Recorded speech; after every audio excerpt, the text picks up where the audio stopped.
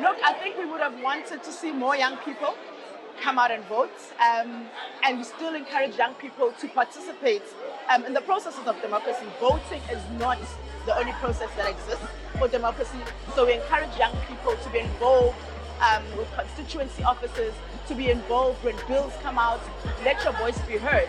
I do want to say I think there is a bit more younger representation in the National Assembly, and I think that is encouraging, and we need to see young people coming up, participating even to the point of becoming public representatives themselves. We need to get to a point where we're looking beyond race and choosing the representative or the party that best represents the interests of South Africans.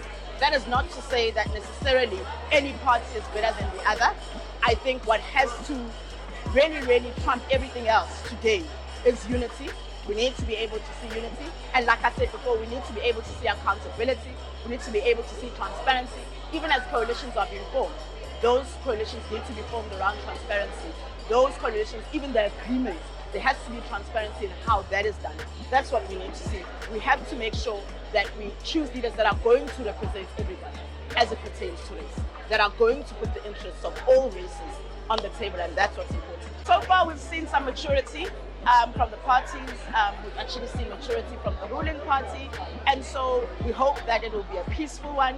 And having had those words come from the EFF, the hope is that there won't be disruptions, that there will be soberness, and just a reverence for the sanctity of the opportunity to be able to represent South Africans.